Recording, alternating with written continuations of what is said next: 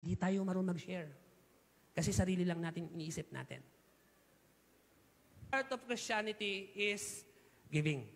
Kapatid, hindi talaga nakabase ang pagbibigay natin, no, kung meron ka o wala. Di bali nang magkamali ka sa generosity. Huwag ka lang magkamali sa pagiging stingy. Yung pagiging kuripot. Hindi mo magagawa yung pagiging magarbo pagdating sa pagbibigay unless you are fully dedicated to the Lord. Pagbibigay, mga kapatid, ang hirap nito. Napakahirap nitong gawin, lalo na kapag hindi mo kilala si Lord. Tama po ba ako?